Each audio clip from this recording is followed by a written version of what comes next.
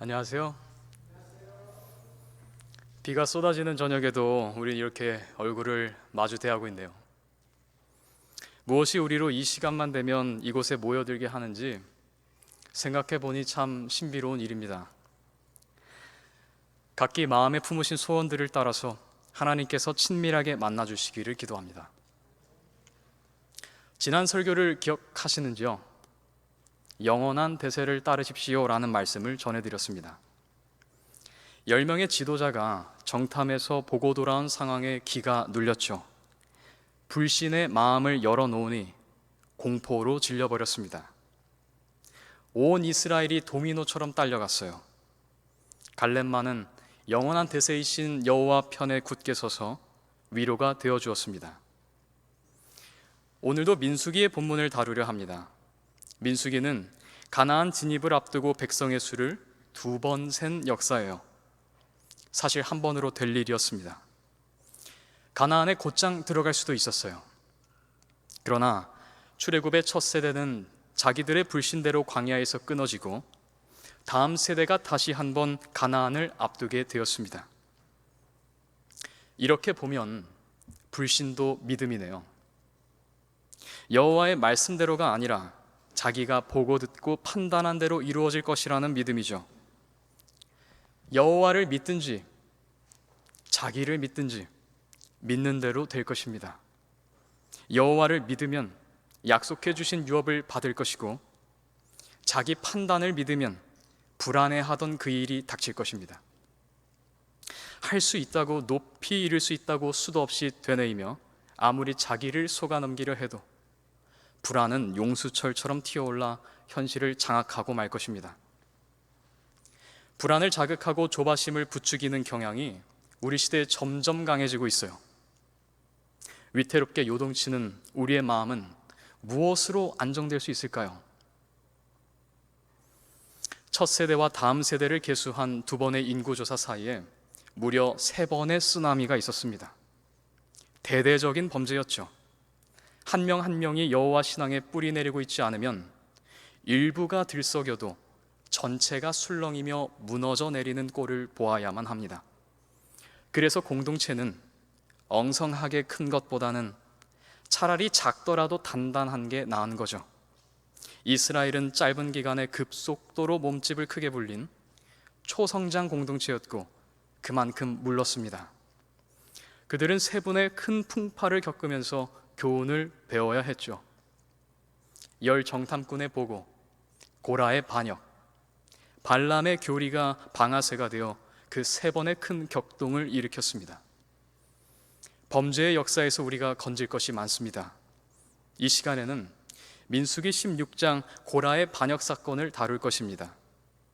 8월에도 단상에 설 기회가 주어진다면 그때는 발람의 교리에 대해 다루려고 합니다. 화면으로 말씀 함께 보시겠습니다. 레위의 증손자고 고핫의 손자고 이스할의 아들인 고라가 르우벤 자손 엘리압의 아들들인 다단과 아비람과 벨렛의 아들 온을 취하였다. 그리고 그들이 이스라엘 자손 중 회중의 지도자들이며 집회에서 부름받은 유명한 자 250명과 함께 모세 앞에서 일어났다. 고핫의 아들들로는 아므람, 이스할, 헤브론, 우시엘의 이름이 순서대로 출애굽기 6장과 민수기 3장에 언급됩니다. 가장 먼저 언급되는 아므람의 아들들이 다름 아닌 아론과 모세이고 가장 나중에 언급되는 우시엘의 아들 엘리사바는 고핫 종족의 족장으로 임명되었습니다. 그러니까 2번째로 언급되는 이스할의 아들 고라는 쟁쟁한 사촌들 사이에서 상대적으로 존재감이 덜했던 것이죠. 모세와 아론은 그렇다 쳐도 작은 아버지의 아들보다도 두드러지지 못했던 것입니다. 하지만 고라는 상당히 영리한 사람이었던 것 같아요. 그는 모세와 아론을 통한 질서를 대적해서 자기에게 동조할 만한 이들을 정확하게 알아보았습니다. 과거 르우벤은 아버지 야곱의 첫 비라와 통간한 죄로 장자권을 박탈당한 바 있었죠.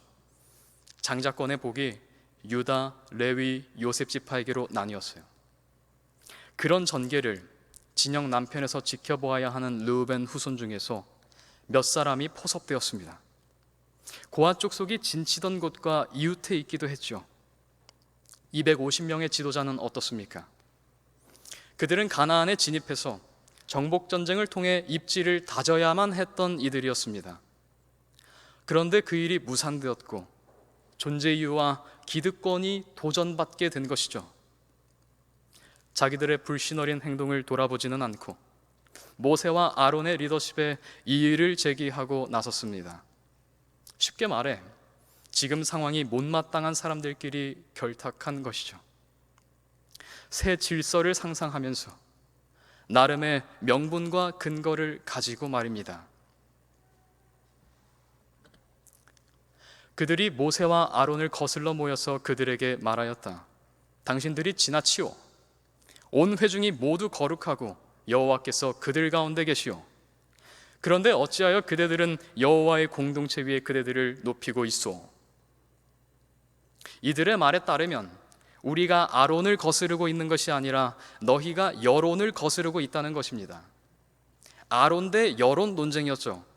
온 회중이 모두 거룩한데 여호와의 뜻이 어찌 그대들을 통해서만 전달되겠느냐는 것이었습니다. 존재감과 영향력을 발휘하고 싶은 마음은 감추고 마치 여론의 대변인인 양 논쟁의 포문을 열었습니다. 표면상 공동체의 유익을 위하는 것처럼 간드러지게 말하고 있지만 사실상 그분의 종인 모세와 제사장 제도를 통해 뜻을 계시하시는 여호와의 질서에 이의를 제기한 것입니다. 이것은 이 일을 추진하여 회중의 권익을 옹호한 고라 자신을 높이는 일로 자연스럽게 이어질 것이었습니다. 그러나 여기서부터 고라는 큰 착각을 드러내고 있었습니다. 그의 시샘과는 달리 여호와의 세계에서 직분 맞는 일은 높아지는 일이 아니고 오히려 낮아지는 일입니다. 더욱 낮아지고 더욱 섬기도록 부르심 받는 것이죠. 이 우주에서 가장 많은 사람의 수종을 들며 가장 많은 일을 하시는 분들이 다름 아니라 아버지와 아들과 성령이십니다. 가장 높은 곳에서 영광과 찬송만을 받으시는 듯 하지만 실은 제일 비천한 일을 도맡아 하고 계시죠. 똥 닦는 일이 더러운 일이라면 죄 닦는 일은 얼마나 더 하겠습니까? 그런 분께서 부르시고 쓰시는 종들입니다. 그분과 마찬가지로 비천해져서 섬기도록 부르심 받는 거죠. 평생 사역자로 살아온 여호와의 종들은 그 직분을 내려놓고 쉴 때에 죽음까지도 오히려 단잠으로 여길 것입니다. 그런데 고라는 모세와 아론이 그저 자신들을 높이고 있다고만 생각했습니다. 여호와의 세계를 전혀 모르고 있죠. 이에 대한 모세의 반응은 이렇습니다. 모세가 듣고 그의 얼굴을 땅에 대고 엎드러졌다. 모세는 아론과 미리암에게 비난을 받았을 때조차 이렇다 할 반격을 하지 않았습니다. 온유한 사람이었어요. 자기가 공격받는 게 문제가 아닌 사람이었죠. 그런데 지금은 달라요. 모세는 고라의 무리가 몰고 올 파괴적인 힘을 직감했습니다. 여호와의 질서가 공격받았죠. 그것도 교묘한 형태로요. 모두가 거룩하다는 논리를 명분으로 선지자, 성소, 제사장 질서를 무너뜨리면 이스라엘은 거대한 난민 무리에 지나지 않게 됩니다. 여기 엎드려졌다는 말은 경배나 기도를 위해 엎드리는 것과는 뉘앙스가 다릅니다. 그보다는 눈앞이 캄캄해져서 까무러치는 느낌이 강해요. 금송아지 때 이상으로 대대적이면서도 본격적인 반역이었습니다. 중보할 만한 지경을 넘어서 버린 듯 했어요. 그리고는 고라와 그 모든 무리에게 말하였다. 아침에 여호와께서 그분의 사람 곧 거룩한 자, 그분께 가까이 나올 수 있는 자가 누구인지 알려주실 것이다. 그분께서 택하신 사람을 그분께로 가까이 오게 하실 것이다. 이것을 행하여라. 고라와 그의 모든 무리는 향로들을 취하고 그것들 안에 불을 피우고 내일 여호와 앞에서 향을 넣어라. 그때 여호와께서 택하시는 그 사람이 거룩한 자다. 레위 자손아, 너희가 지나치다. 온 회중이 모두 거룩하다는 그 말, 아주 틀린 말은 아니었습니다. 그러나 거룩하다는 것은 여호와께서 제정하신 질서 안에서 서로가 자신의 역할을 감당할 때의 이야기지요. 모세는 여호와의 온 집에 충성되이 행하고 아론과 그의 아들들은 제사장 봉사를 감당하며 고앗 족속은 성물을 메고 이스라엘 자손들은 배치대로 진을 치고 순서대로 진군할 때의 이야기였습니다. 그렇게 할 때에 모든 백성이 합력하여 여호와를 아는 지식을 보존할 뿐만 아니라 열방에 전파하게도 될 것이었습니다. 그것이 거룩한 것이었어요. 자신을 들여 분부받은 자기 자리를 지키는 그것이 거룩했죠. 그러나 이제 그들은 여호와의 질서를 지나친 일로 여겼으므로 자기들의 말을 그대로 돌려받아야 했습니다. 너희가 지나치다. 그들이 여호와의 이름을 망령되이 일컬어 저들의 거룩함을 주장하였으므로 여호와께서 직접 그분의 질서를 확인시켜 주셔야 했습니다. 그러나 모세는 알았어요. 그 지경에 이르면 너무 늦다는 것을 말이죠. 레위 사람뿐 아니라 고관들만 되어도 다 압니다. 나답과 아비후가 아론의 아들이면서도 이상한 방식으로 분향하다가 죽었어요. 향로라는 것은 그런 엄숙한 도구였습니다. 제사장 아닌 사람이 분향하려 든다든가 제사장일지라도 지정된 방식을 벗어나서 분향하려 들면 죽습니다. 고라와 그의 무리는 향로를 취하라는 명령에서 이미 섬뜩함을 느끼고 숙연해져서 자기들의 행위를 돌이켜야 했습니다. 그러나 그들은 여론이 자기 편인 것을 보고 의기양양해져서 목이 굳었습니다. 향로를 준비하고 취하고 분향하는데 거리낄 것이 없어 보였어요. 모세는 그가 할 수 있는 노력을 계속해서 이어갔습니다. 모세가 또 고라에게 말하였다. 잘 들어라 레위 자손아. 이스라엘의 하나님께서 이스라엘 회중으로부터 너희를 구별하셔서 그분께 가까이 오게 하시고 여호와의 성막에서 봉사하며 일하게 하시고 회중 앞에 서서 그들을 섬기게 하신 것이 작은 일이냐. 그분께서 너와 레위 자손인 내 모든 형제를 그분께 가까이 오게 하셨거늘 너희가 이제는 제사장 직분까지도 요구하고 있구나. 그러니까 너와 내 온 무리는 모여 여호와를 거스르고 있다. 아론이 무엇이기에 너희가 그를 거슬러 불평하느냐. 모세가 엘리압의 아들들인 다단과 아비람을 부르려고 보냈다. 그러나 그들이 말하였다. 우리는 올라가지 않을 것이요 당신이 우리를 젖과 꿀이 흐르는 땅에서 올려 광야에서 죽이려고 한 것이 작은 일이요 더군다나 당신은 우리 위에 군림하기까지 하고 있어. 당신은 젖과 꿀이 흐르는 땅으로 우리를 데려가지도 않았고 우리에게 밭과 포도원의 유업도 주지 않았소. 이 사람들의 눈을 당신이 뽑으려 하오. 우리는 올라가지 않을 것이요. 모세가 고라에게 했다는 말을 전해 들은 다단과 아비람의 통보를 들어보십시오. 재치를 엉뚱한 데서 발휘하고 있습니다. 지나치다라는 말을 돌려받아서 그런지 작은 일이냐는 모세의 말을 패러디하고 있습니다. 원어로도 똑같습니다. 이것은 모세가 마지막으로 기울일 수 있었던 설득이요 호소였습니다. 이미 받은 것들이 과연 작은 일인지 되돌아보기를 바랐어요. 사람이 무엇이기에 말이죠. 주님께서 이렇게나 돌봐주신단 말입니까?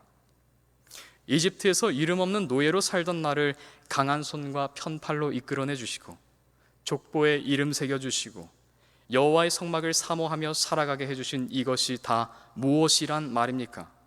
이것이 정녕 작은 일이란 말입니까? 이렇게 고라가 자신의 원점 곧 0점을 바로잡을 수 있었더라면 얼마나 좋았을까요? 루시퍼도 마찬가지죠. 우리가 자기 생일을 기념하는 것은 유익한 일입니다. 자신이 존재하지도 않던 무구한 시간을 확인시켜 주니까요. 자신이 모든 피조물 위에 빼어나고 아름답게 지음받은데 아무 이유도 공로도 없다는 것을 숙고했더라면 어떻게 그리스도를 시기하고 질투하여 원래 질서에 반기를 들 수 있었겠습니까? 어떻게 새 질서랍시고 자기의 견해를 관철시킬 수 있었을까요? 루시퍼가 사탄이 된 것도 고라가 반역자가 된 것도 사람이 크고 작은 불평과 불만에 빠지는 것도 다 이 0점이 바로잡혀 있지 않기 때문입니다. 이제껏 받아 누리는 삶이 결코 작은 삶이 아니에요.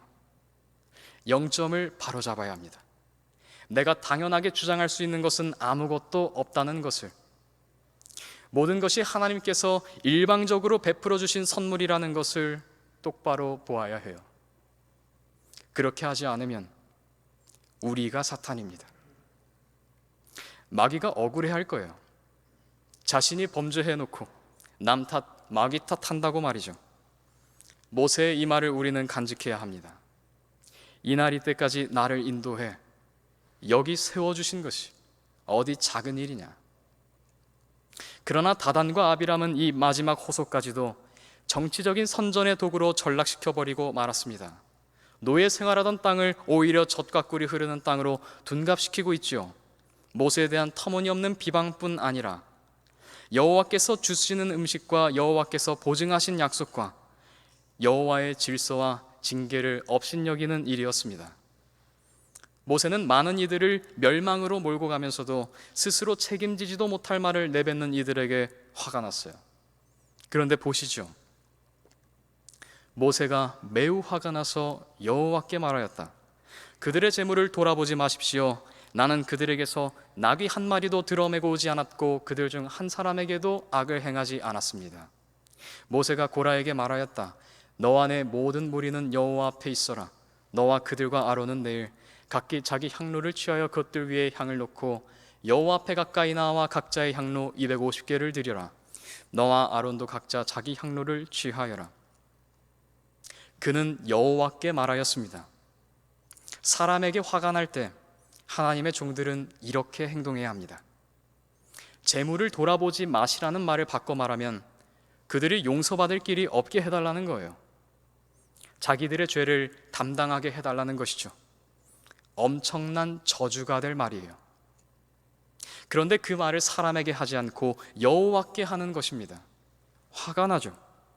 백성들이 집단적으로 멸망당하게 생겼는데 지도자에게서 분노가 치솟지 않으면 그게 불의한 거죠. 그러나 그 분노를 사람에게 터뜨리면 그저 그들을 잃고 말 뿐입니다. 여호와께 말하면 기도가 되죠. 우리가 우리 마음을 그분께 터놓으면 받아주시고 진경시키셔서 일터로 돌려보내시죠.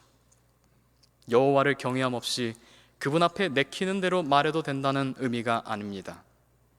우리 모습 있는 그대로 나아가고 우리가 섬겨야 할 이들에게 돌아갈 때는 꼭 필요한 마음과 말만을 간직해야 한다는 의미예요. 모세는 그렇게 했습니다. 고라에게 딱 할 말만 했어요.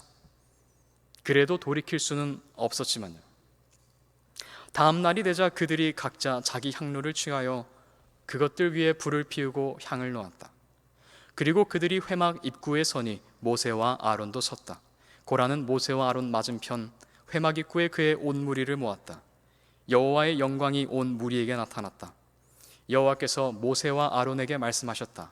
이 무리 가운데서 물러가거라. 내가 순식간에 그들을 끝낼 것이다.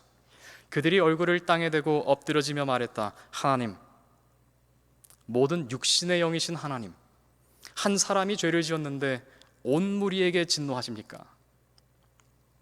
선동적이고 왜곡된 형태의 만인 제사장설로 무장한 고라 무리는 이때까지도 대세가 자기들에게 기울었다고 생각하고 있었습니다. 모세와 아론이 자기들 앞에서 꺾이는 순간을 목격하도록 하기 위해 사람들을 될 수 있는 대로 모았죠. 250명 이상의 무리는요, 이 본당을 가득 채웁니다. 그들이 향로 하나씩을 들고 분향하고 있다고 상상해 보시죠. 굉장한 장관 아닙니까? 우리가 다 여호와께 거룩하다.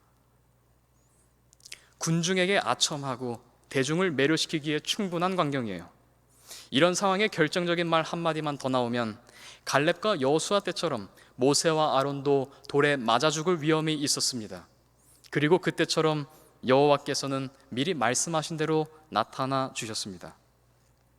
그분이 택하신 자를 가까이 나오게 하시겠다 하셨는데 저들이 참람대교도 스스로 이미 가까이 나와 있었으므로 그들의 생명을 끝마치는 방식으로 누가 그분께 속한 자인지 드러내려 하셨습니다. 그런데 모세와 아론을 보세요. 이들은 중심이 바로잡혀 있습니다. 아무것도 아닌 자신들을 종으로 부르신 분께 철석같이 순종하고 있어요. 어느 정도인가 하면 그분의 명령뿐 아니라 마음에 동참하고 있습니다. 그런 경황 없는 순간에도 반사적으로 엎드려져서 중보를 하고 있죠. 입만 열면 중보입니다. 원수 같은 사람들을 위해서 말이죠. 그리고 이것이 또다시 받아들여집니다. 여호와께서 모세에게 말씀하셨다. 회중에게 고라와 다단과 아비람의 처소 주위로부터 올라가거라 하고 말하여라. 모세가 일어나서 다단과 아비람에게 걸어갔다. 그리고 그 뒤를 이스라엘 장로들이 따라갔다. 모세가 그 무리에게 말하였다. 바라건대 이 약한 사람들의 처소에서 돌이키라. 그들에게 속한 어떤 것에도 닿지 마라. 그들의 모든 죄 때문에 너희까지 쓸려가지 않도록 해라. 그들이 고라와 다단과 아비람의 처소 주위로부터 올라갔다. 다단과 아비람은 그들의 아내들과 자녀와 어린아이들과 함께 나와서 그들의 처소 입구에 섰다. 이 말씀에는요, 바빌론에서 나오라는 둘째 천사의 기별과도 같은 긴박함과 엄숙함이 있습니다. 마음이 굳어진 이들의 처소에서 올라가라는 말을 쓰고 있거든요. 거기 머물러 있는 것은 사망으로 내려가는 길이었습니다. 상황은 급박해요. 언제까지나 선택의 기로가 열려 있지는 않습니다. 마지막의 마지막까지 유예 기간이 다 차고 나면 운명이 선고되고 반드시 끝이 이릅니다. 올라갈 사람과 머물러 있을 사람, 곧 내려갈 사람이 저들의 입장을 굳혔습니다. 모세가 말하였다. 내 마음에서 나온 것이 아니고 여호와께서 이 모든 일을 하도록 나를 보내신 것을 이것으로 너희가 알 것이다. 모든 사람을 방문하는 것처럼 찾아와 만일 이들의 죽음이 모든 사람과 같다면 여호와께서 나를 보내신 것이 아니다. 그러나 만일 여호와께서 이제껏 없던 일을 행하셔서 땅이 그 입을 크게 벌리고 그들과 그들의 모든 것을 삼켜서 그들이 산채로 수올로 내려간다면 너희는 이 사람들이 여호와를 업신여겼다는 것을 알 것이다. 그가 이 모든 말 하기를 마치자마자 그들 밑에 있던 땅이 갈라졌다. 그리고 땅이 입을 열어 그들과 그들의 집을 삼켰으니 고라와 모든 사람과 그 모든 소유였다. 그들과 그들의 모든 것이 산채로 수올로 내려갔다. 그리고 땅이 그들을 덮어서 그들이 회중 가운데서 소멸되었다. 그들 주위에 있던 온 이스라엘이 그들의 소리에 도망쳤다. 이는 땅이 우리를 삼키려 한다라고 그들이 말하였기 때문이다. 불이 여호와께로부터 나와서 그 향을 바치는 250명을 삼켰다. 허망하죠. 무엇을 위한 반역이었습니까? 그러나 성경의 관점 없이도 우리는 당시 상황을 제대로 분별할 수 있었을까요? 그것은 꽤 그럴듯하게 보이지 않았을까요? 너도 나도 지쳐 있었으니 말입니다. 성경의 시야로 세상을 보아버릇하는 훈련을 우리는 그래서 게을리할 수가 없습니다. 여호와께서 모세에게 말씀하셨다. 제사장 아론의 아들 엘르아살에게 일러서 불탄 곳 사이로부터 향로들을 들어올려 그 불을 저쪽에 뿌려라. 이는 그것들이 거룩해졌기 때문이다. 그들의 목숨을 앗아간 이 죄인들의 향로들을 망치로 두들겨 판으로 만들어 제단을 입히도록 하여라. 이는 그들이 여호와 앞에 그것들을 바쳐서 그것들이 거룩해졌기 때문이다. 그것들이 이스라엘 자손에게 표징이 될 것이다. 제사장 엘르아살이 불에 타 죽은 사람들이 바쳤던 그 놋 향로들을 두들겨서 그 제단을 입혔다. 이는 이스라엘 자손을 위한 기억물이다. 아론의 자손이 아닌 허용되지 않은 사람은 여호와 앞에 향을 피우려고 나오지 못하게 하기 위함이며 여호와께서 모세에게 말씀하셨던 것처럼 다른 사람이 고라와 그의 무리같이 되지 않게 하기 위함이었다. 불탄 향로들을 망치로 두들겨 만들었다는 판이라는 게 어디 세련됐겠습니까? 얼룩덜룩하고 거칠거칠하고 우악스러웠겠죠. 그 판을 들여다보고 있노라면 그날의 아우성이 그대로 전해졌을 것입니다. 그 노판은 소리 지르는 노판이었습니다. 여호와의 질서는 그분 자신에 의해 옹호될 것이라는 엄숙한 선고였죠. 놀랍게도 고라의 아들들은 이날의 일로 죽지 않고 살아 대를 이었습니다. 아버지 고라의 기만과 권위에 굴하지 않고 설 만큼 지혜롭고 용감한 사람들이었던 것 같아요. 그들도 이 판을 두고두고 들여다보았겠죠. 그 영성은 어디 가지 않고 영감 넘치는 시편으로 전해지고 있습니다. 그리고 민수기 16장은 다음의 에피소드로 마무리됩니다. 이스라엘 자손 온 회중이 다음날 모세와 아론을 거슬러 불평하였다. 당신들이 여호와의 백성을 죽게 하였다. 그 회중이 모세와 아론을 거슬러 모여서 회막으로 향하니 보라, 구름이 그것을 덮었다. 그리고 여호와의 영광이 나타났다. 그러자 모세와 아론이 회막 앞으로 갔다. 여호와께서 모세에게 말씀하셨다. 이 회중에게서 비켜라. 내가 순식간에 그들을 끝낼 것이다. 그들이 얼굴을 땅에 대고 엎드러졌다. 모세가 아론에게 말하였다. 그 향로들을 취하시오. 그리고 제단으로부터 불을 그 향로 위에 피우고 향을 놓고 그 회중에게 빨리 가져가서 그들을 위해 속죄하시오. 여호와 앞에서 진노가 나와서 재앙이 일었기 때문이요. 아론이 모세가 말한 대로 향로를 취하여 그 회중 가운데로 달리니 보라, 그 재앙이 백성 중에 이미 일었다. 그가 향을 놓아 그 백성을 위하여 속죄하고 죽은 자들과 산 자들 사이에 서니 그 재앙이 그쳤다. 고라의 일로 죽은 사람들 외에 그 재앙으로 죽은 자들이 14,700명이었다. 아론이 모세에게 회막 입구로 돌아왔다. 그 재앙이 그쳤다. 열 정탐꾼의 보고 때와 같이 이번에도 범죄의 여파는 고라무리의 일만으로 끝나지 않았습니다. 그래서 사탄의 도미노 놀이다, 쓰나미다 여겨지는 거죠. 여호와의 심판을 받은 사람들을 여호와의 백성으로, 여호와의 심판을 예고한 종들을 동족 살해자로 몰아가는 이들을 보십시오. 온전하지 못한 것들은 끝내 이렇게 되고 말 것입니다. 여호와께서도 그들을 끝내버리시겠다고 두 번째 나타나셨죠. 그런데 보십시오. 그들이 극복하고자 했던 질서가 다시 한번 그들을 보호했습니다. 성소에서 이루어진 속죄도 아니었습니다. 제단불과 향이 찾아가서 죽은 자와 산 자 사이에 섰어요. 아론을 통해 그 불과 향이 회중 가운데로 달려갔습니다. 사람은 정말이지 무엇이란 말입니까? 자신이 뿌리쳤던 그 손에 의해 구조받는 심정을 무엇이라고 설명해야 할까요? 아론이 모세에게 돌아왔을 때 그는 온몸에 힘이 쭉 빠졌을 것입니다. 터벅터벅 걸어와서 털썩 주저앉지 않았을까요? 그 둘은 말도 없이 여호와의 종됨이란 무엇인가 곱씹어 보았을 것입니다. 반역한 이들은 사라졌고 재앙도 그쳤습니다. 산자들의 최전방에는 자신들이 있었습니다. 위기가 닥칠 때마다 얼굴을 땅에 대고 엎드려졌던 사람들, 반사적으로 중보하고 중재하던 사람들이었죠. 그들은 그 일을 그만둘 수가 없었습니다. 왜냐하면 그들은 여호와께서 그분께로 가까이 나아오게 하신 이 일을 작은 것으로 여길 수 없었기 때문입니다.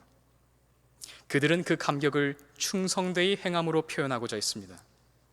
그리고 그들이 감격할 수 있었던 것은 자신들의 원점, 곧 0점을 똑똑히 기억하고 있었기 때문이죠. 모세의 경우에는 그의 손에 들린 목자의 지팡이가 자신이 본래 무엇이었던가 늘 상기시켜 주었습니다. 고라는 그렇지 않았어요. 그는 자신이 이보다는 나은 대접을 받고 이보다는 높은 위치에 있어야 한다고 생각했습니다. 0점이 풀려버린 사람은 사라졌고 0점이 바로잡힌 사람은 남아서 그 노판을 들여다보았습니다.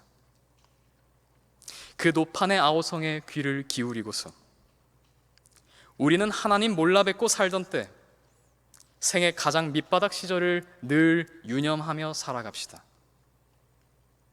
작은 일이 아닙니다. 우리의 낮은 데서 우리를 돌아보신 분께 감사드립시다. 저는 속절없이 모든 것을 잃어가기만 하던 때에 차디찬 단칸방 바닥을 기억합니다. 그때만 생각하면 지금 받아 누리는 모든 것에 감사하게 됩니다. 그런 의미에서 성도님들의 0점은 무엇인지요? 마음을 모아 기도하겠습니다.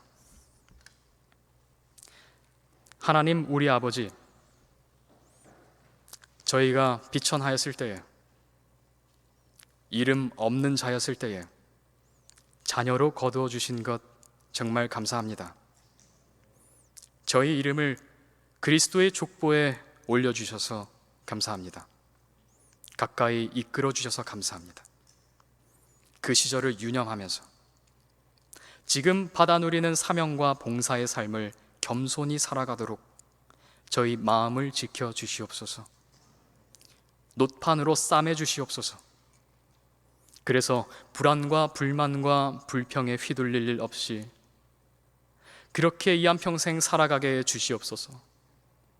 우리 영혼의 중심 되시는 예수 그리스도의 이름으로 기도합니다. 아멘.